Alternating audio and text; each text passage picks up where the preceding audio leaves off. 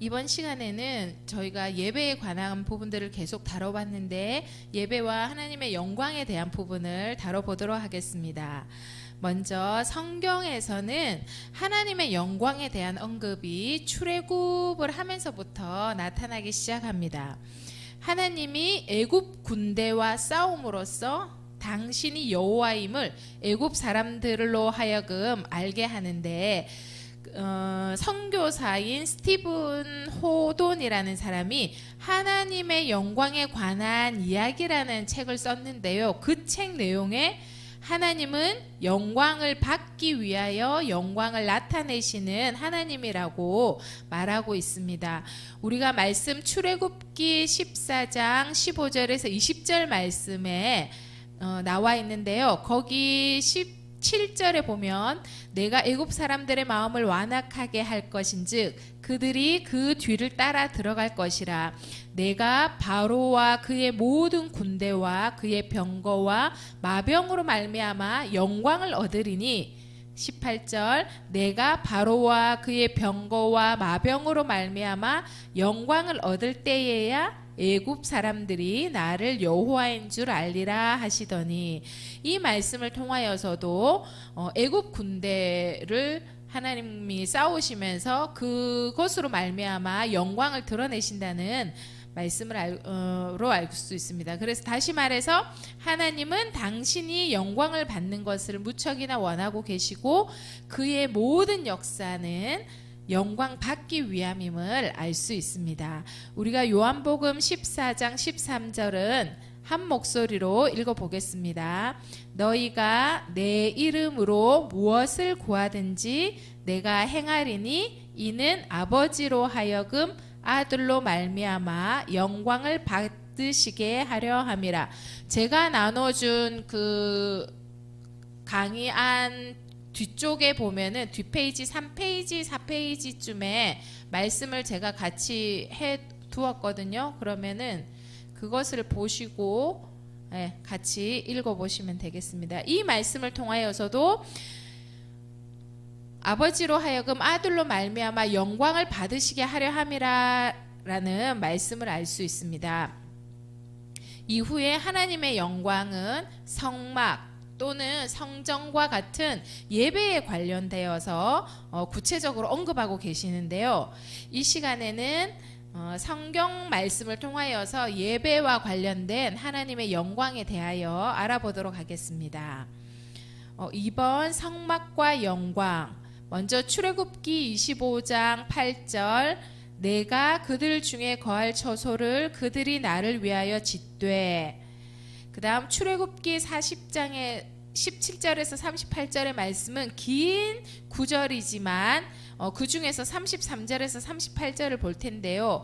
이 말씀을 통하여서 성막이 하나님의 명령대로 완성된다는 되는 말씀이 나와 있습니다. 33절에서 38절의 말씀을 쭉 읽어보시면 구름이 회막이 덮이고 여호와의 영광이 성막에 충만하고, 또 이 35절 말씀에도 구름이 회막 위에 덮이고 여호와의 영광이 성막에 충만함이며, 이 말씀을 통하여서 이스라엘 백성이 애굽을 나오게 된 이유가 바로 하나님께 예배하는 것입니다. 즉 영적 출애굽의 목표가 하나님께 예배하는 것입니다. 그렇기 때문에 성막은 예수 그리스도의 예표가 되는 것이며 교회의 모델이 되는 것입니다. 그러므로 이스라엘 공동체는 다른 말로 성막 공동체이자 제사 공동체라고도 할 수 있습니다. 출애굽을 한 이스라엘은 시내산에서 모세를 통하여 율법과 성막의 양식을 받았는데요. 그래서 그것대로 하나님께서 말씀하신 그대로 행하였습니다. 그래서 율법과 함께 성막이 중요한 이유는 하나님께서 그 성막에 거하시겠다고 말씀하셨기 때문에 아주 중요한 것입니다.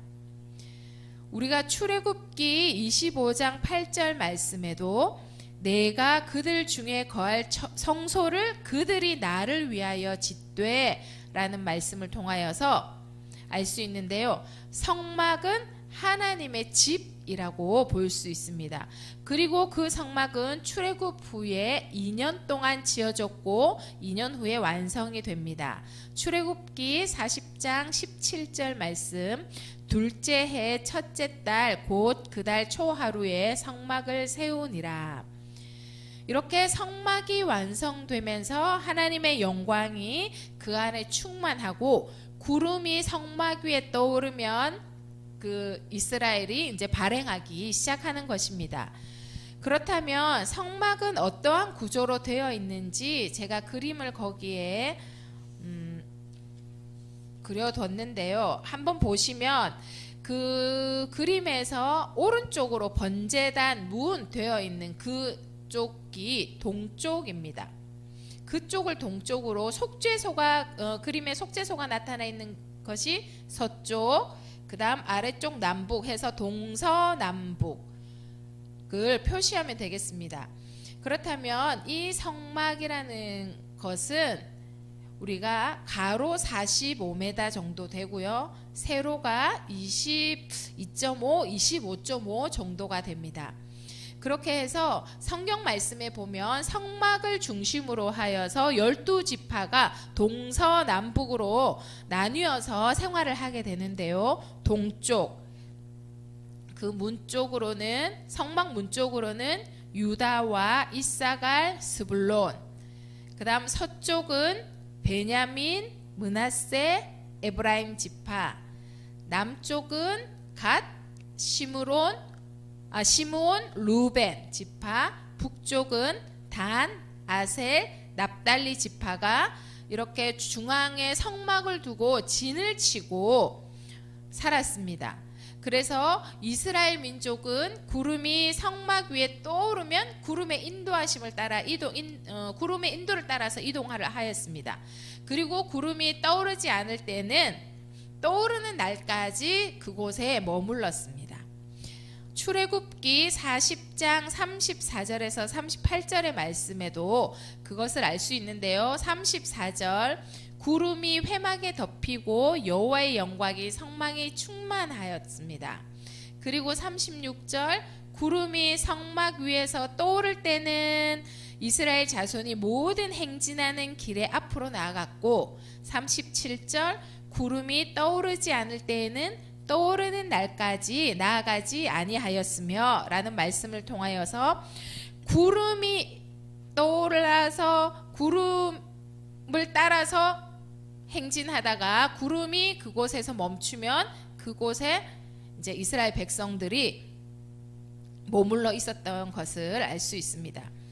그렇다면 이 성막은 하나님께서 직접 계획하시고 말씀하셔서 그것을 지은 거룩한 장소이기 때문에 하나님의 모형이자 그림자였으며 동시에 하나님의 백성과 친밀한 관계를 유지할 수 있는 곳입니다.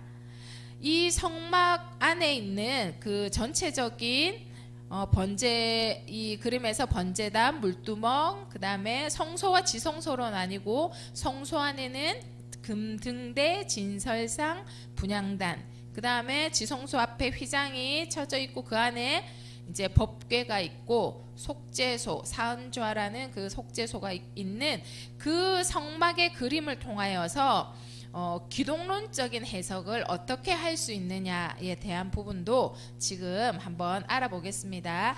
그 성막과 성막 기구 하나하나는 예수 그리스도를 의미하고 있습니다. 먼저 동쪽에 있는 그 성막들의 문, 거기에 출입문은 제가 그 기독론적 해석에 간단하게 양의 문이신 예수, 번제단은 십자가에서 죽음, 물두멍은 회개, 성화, 성결, 그 다음 우리가 이제 성소는 거기에 진설병 떡상이죠. 그 다음에 금등대에는 금촛대, 분향단이 있는데 진설병 떡은 생명의 떡이 되신 예수, 하나님의 말씀, 금등대는 빛이신 예수, 성령의 조명함, 분향단은 중보자이신 예수님, 그 다음 지성소의 휘장은 예수의 육체, 법궤는 거기 글이 잘못되었는데요. 법궤입니다. 법궤는 하나님의 공의, 속죄소는 하나님의 긍휼, 속죄, 교제. 이렇게 해서 기독론적인 해석을 할 수가 있는데 우리가 그림에서도 알 수 있듯이 성막은 성막문을 통하여 번제단, 물두멍, 그 다음에 그 성막의 성소와 지성소로 나뉘게 됩니다. 그러면 성막문을 먼저 보도록 하겠습니다.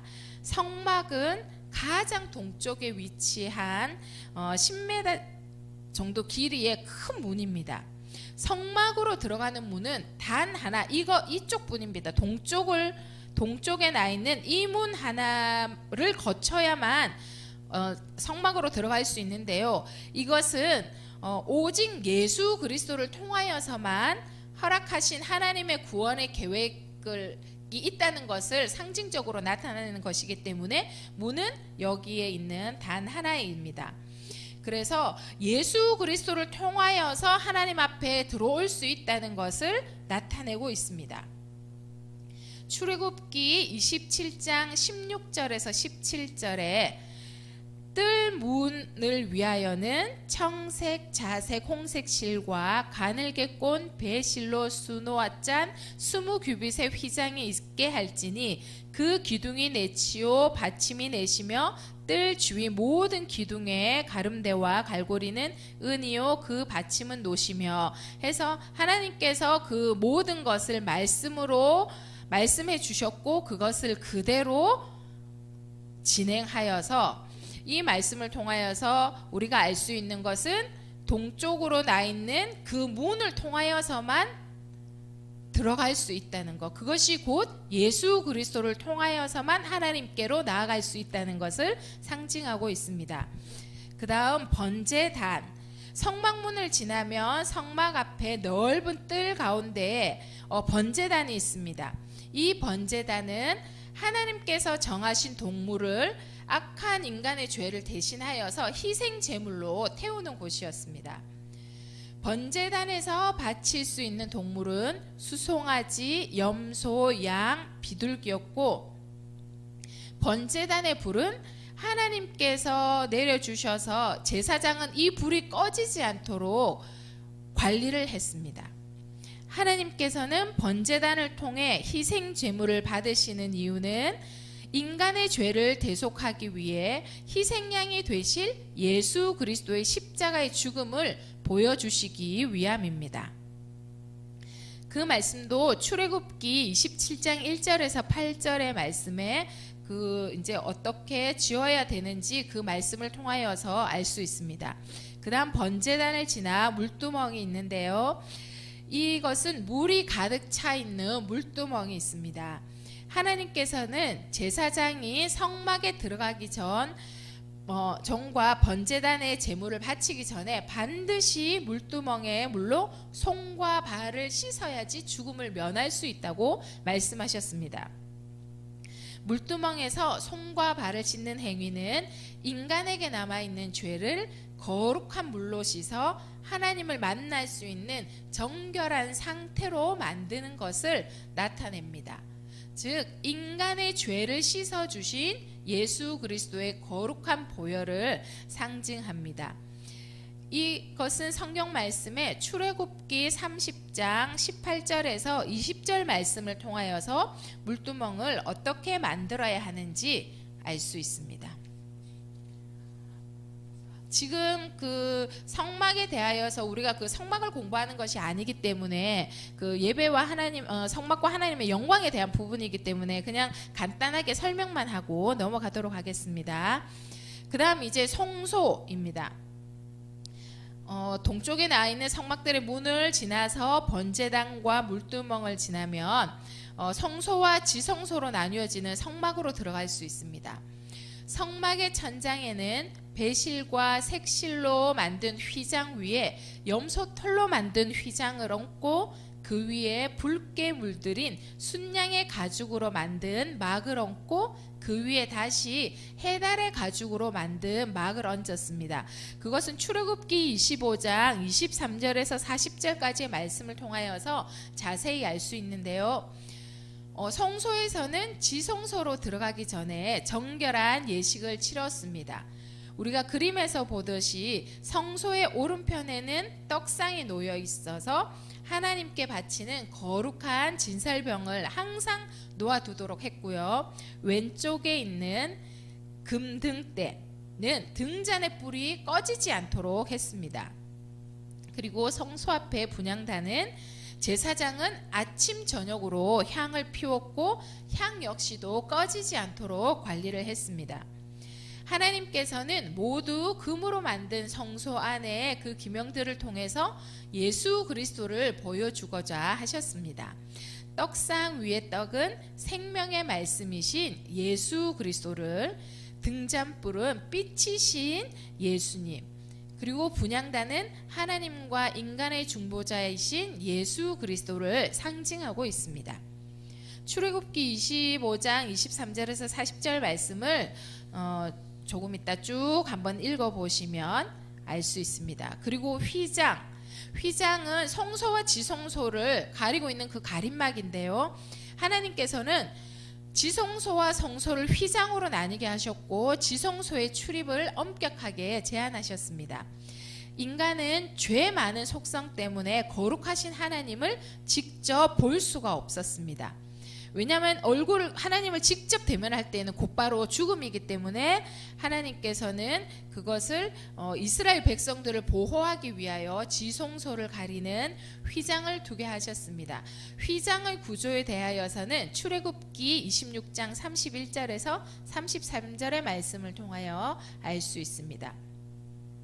그리고 이제 그 휘장을 지나서 지성소가 있는데요. 이 지성소는 히브리 말로 거룩함 중에 거룩함, 최고의 거룩한 곳이라는 뜻으로 언약궤만 놓여 있는 그 길이, 너비, 높이가 똑같은 6평 정도의 작은 방입니다. 그래서 바깥에서 보이지 않는 휘장으로 가려져 있습니다. 언약궤는 하나님이 이스라엘 백성에게 내리신 계명이 적혀있는 돌판을 담은 금궤입니다. 이 언약궤 위에는 순금으로 만든 속죄소가 덮여져 있습니다. 우리의 죄를 속하여 주시는 곳이라는 뜻의 속죄소는 하나님의 은혜가 임하는 자리입니다. 그래서 시은좌라고도 부르는데요. 이 속죄소에 하나님께서 직접 임재하셨습니다. 하나님이 지성소, 속죄소에 임재하실 때 성막 위로 구름 기둥과 불 기둥이 있었습니다. 그렇다면 이 지성소는 매번 들어갈 수 있는 것이 아니라 대제사장이 1년에 단 한 번 지성소에 들어가서 하나님을 만날 수 있었습니다. 대제사장은 이렇게 지성소로 들어갈 때에는 정결하게 씻고 하나님께서 허락하신 거룩한 옷을 갈아입은 뒤에 죄를 대속할 희생 제물의 피를 가지고 들어가야 했습니다. 대제사장은 속죄소에 대속 제물의 피를 덧발랐는데 이는 대속 없이는 하나님을 만날 수 없다는 것을 의미합니다. 그래서 이것은 예수 그리스도의 보혈로 이루어진 대속의 은혜를 상징합니다. 출애굽기 25장 10절에서 22절까지의 말씀을 통하여 지성소의 구조를 알 수 있습니다. 그리고 우리가 예수 그리스도의 보혈, 대속의 보혈의 은혜의 말씀은 히브리서 9장 22절의 말씀을 통하여 알 수 있는데요. 율법을 따라 거의 모든 물건이 피로써 정결하게 되나니 피 흘림이 없은즉 사함이 없느니라 라는 말씀을 통하여 알 수 있습니다. 그럼 우리가 그 옆에 기독론적인 해석의 옆에 우리가 찬양할 때 찬양을 그냥 아무렇게나 순서를 정하는 것이 아니라 뜰과 성소와 지성소로 나아가는 그 부분을 찬양의 예를 들어서 예시를 되어 있습니다. 그리고 제가 악보도 나눠드렸습니다. 그러니까 그 악보를 나중에 보시고 한번 이제 유튜브나 이런 걸 통해서 들어가 보시면서 이러한 찬양이 하나님께서 이렇게 뜰을 향하여 나가서 성소와 지성소로 나아가는 그 찬양의 순서들을 알 수 있는데요. 찬양의 예로는 우리가 출입문으로 들어가는 부분에는 감사함으로 그 문에 들어가는 그 찬양, 그 말씀에 있는 그 찬양으로 이루어진 찬양이 있습니다. 그리고 번제단과 물두멍에서 십자가의 죽으심, 그 거듭남과 구원의 확신, 회개, 성화, 성결에 대한 찬양은 죄에서 자유를 얻게 함은이라는 그 찬양과 그 다음에 기뻐하며 와 함께 노래 부르리, 그 찬양을 통하여서 알 수 있습니다. 그리고 성소에 있는 것은 그 하나님의 말씀과 빛이신 예수님, 성령의 조명함, 중보기도자 예수님을 알 수 있는 찬양, 그 거룩하신 성령이여 라는 찬양과 부흥의 찬양으로 그 설교와 교제에 대한 부분을 알 수 있고요. 지성소는 들어오라 지성소로 오라 라는 그 찬양, 그 다음에 예수 우리 왕이여 주 여호와는 광대하시도다, 이 찬양을 통하여서 이렇게 우리가 성막으로 향하여 나아가는, 우리가 하나님 앞에 예배하러 나아가야 할 때 드리는 그 찬양의 그 순서대로 부르면 우리가 성막으로 통하여서 하나님 앞으로 나아가는 그 찬양을 우리가 예를 들어놨으니까 한번 참고하시면 되겠습니다. 그리고 우리가 그 사도행전 7장 38절의 말씀을 통하여서 그 광야 교회에 대한 말씀이 있는데요. 사도행전 7장 38절, 신의 산에서 말하던 그 천사와 우리 조상들과 함께 광야 교회에 있었고 또 살아있는 말씀을 받아 우리에게 주던 자가 이 사람이라, 이 말씀을 통하여서 이스라엘 공동체와 지금의 교회 공동체의 유사성은 어떠한 것이 있는지 한번 알아보도록 하겠습니다. 이스라엘 공동체의 특징은 성막 중심의 공동체이며 제사 중심의 공동체였습니다. 그리고 가나안을 향하여 나아가는 군사 공동체였습니다. 지금의 교회의 공동체는 예배의 공동체이며 세상을 향하여 나아가는 성교의 공동체라고도 볼 수 있습니다. 그러므로 우리가 예배할 때에 비로소 교회가 되는 것입니다. 또한 성교의 완성은 예배에 있습니다. 우리가 이렇게 성막에 대한 부분을 알아보았는데요. 이제는 성막에 충만한 하나님의 영광에 대하여 알아보겠습니다. 성막에 덮인 구름은 하나님의 영광에 대하여 영광을 상징하고 있습니다. 그리고 이스라엘은 이 구름이 떠오르면 군사 공동체로서의 특징을 갖게 됩니다. 즉 이스라엘이 군사 공동체로서의 특징을 갖기 전에 먼저 성막에 충만한 그 하나님의 영광이 있었음을 알 수 있는데요. 이 영광이 얼마나 놀라운 것인지 모세조차도 성막에 들어갈 수 없을 정도였습니다. 우리가 알고 있는 모세, 솔로몬, 이사야, 에스겔, 요한 등 이 모든 사람도 하나님의 영광 앞에는 바로 설 수가 없었습니다. 그렇다면 조금 어렵겠지만 또 한번 그 영광에 대한, 그렇다면 영광이 무엇인지 원어를 살펴보면 카바드라는 단어입니다. 이 카바드라는 것은 무엇으로 풍부한, 영화롭게 하다, 무겁다, 무겁게 하다라는 뜻으로 하나님의 풍부하심, 부요하심, 즉 그 무게를 알 수 있는 것입니다. 그 다음에 하다르라는 단어가 있는데요. 그것은 화려함, 즉 장식 또는 위엄, 아름다움, 예쁨, 뛰어남, 영광스러운이라는 뜻을 가지고 있습니다. 그리고 헬라어로 독사라는 단어가 있는데요. 그 단어는 거룩, 위엄, 거룩한 영의 찬양, 경배의 뜻을 가지고 있습니다. 즉 말씀을 통하여 영광을 알아보면은요, 하나님의 모든 성품으로 나오는 빛, 맑고 밝고 빛나고 깨끗하고 아름다우며 하나님의 강력한 임재로 하나님의 나타나심과 그로 인해 하나님이 높임을 받으신다는 것을 알 수 있습니다.